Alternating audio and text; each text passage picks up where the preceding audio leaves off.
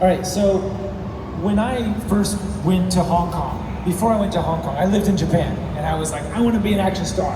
I want to be blonde-headed Jackie Chan. You know, that was literally when I did, when I got the B-Fighter role, I got interviewed by a lot of Japanese TV shows because I was like the first white guy to be on a Japanese TV show of that caliber.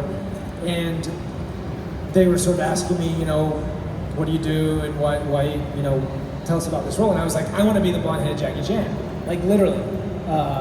That's what I said. You can go back and find those articles in Japanese. So before I went to Hong Kong, I had trained for a couple of years, and I picked my name in Japanese. You guys know about kanji, right? This is a Momocon, this is anime. So I picked kanji, which are Chinese characters that phonetically sounded like Reuben, right? But in Japan, you don't say their R's and the L's get a little funky. So my name in Japanese is Reuben, right? So I picked Du, which is dragon, right? Very cool, masculine, awesome name, right? And Ben, which is whip, right? The real meaning of Ben. And you put these two together and it's Ben, and it's like Dragonwhip, like the awesome, cool guy, right? And I thought that's a cool action star name. And before I go to China, I'm gonna have this cool, or Hong Kong, I'm gonna have this cool name. And I put it on my promo cards and everything, and I went to Hong Kong and I started handing these cards out, and everybody looks at the cards and they're like, they look at me, they look at the card, they look at me again. Sometimes they laugh. And I'm like, okay, all right.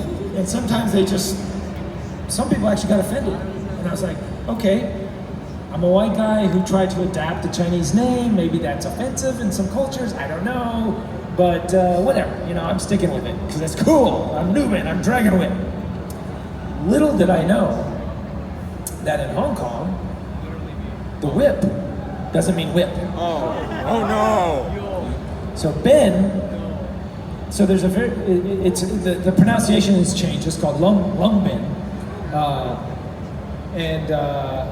What's your background? Where are you from? Vietnam. Vietnamese. Do we have any Chinese speakers in the audience? No. Okay. Wow. Good. Then I won't be offending anybody. All right. Look at this. We're getting the whole booster thing. This is super technical. It's intense down here.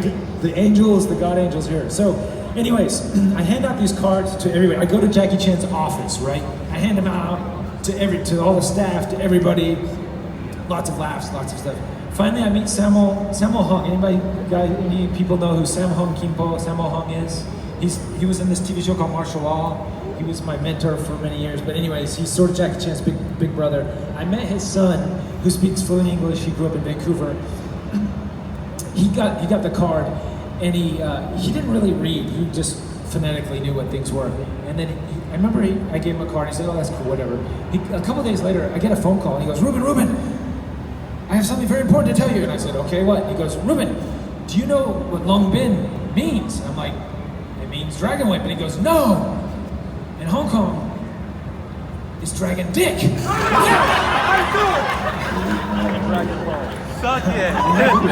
So immediately I'm flashing, like all the people and all those eyes, and a lot of their eyes, right?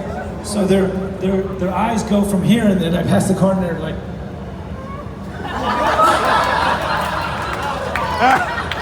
and I'm like, so now I remember, I'm like, oh, that's what they were looking at. Oh my God. Okay, so the story gets better. Oh, it gets worse. So Jackie Chan now got I'm known one. in Hong Kong as Long Bin, right? Long Bin, Dragon Dick. I accept it. It's a cool name, right? A lot of people think I'm a porn star, but that's okay. I'm an action porn star. No, never did porn. I never got into porn. But with that name, I probably could do really well. So life goes on. I keep the name because I'm walking down the street, stunt guys are calling me, Long Bin! I'm like, hey! You know, it just becomes me. It becomes a thing. And so a couple years later, this is my name in Hong Kong. I'm hanging out in Hong Kong, and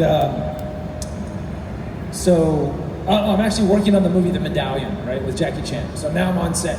And I brought all my stunt pads from Hong Kong. I'm sorry, from the States. And I was working with Samo's team, and then Jackie's team had all of his stunt pads and things, and he had sewn into his pads his logo, the Jackie Chan stunt team logo. So our stunt pads sometimes they get mixed up and everything, and I didn't want my pads to get in the wrong bag. So I labeled all of my stunt pads with stickers, Long Bin, right? Just what you do, and everybody accepts it. They're like, oh, those are Long Bin's pads, right? It's okay. So one day, we were doing split units. You guys know about like second unit filmmaking, first unit, and we're doing like an action unit. So Jackie is with us, the Jackie Chan stunt team. All of his guys are on a different stunt unit. We're shooting, and I don't have it, and Jackie has to do a stunt, and we have to put pads on. So I grab my pads and I put the Long Bin stunt pads on Jackie Chan, right?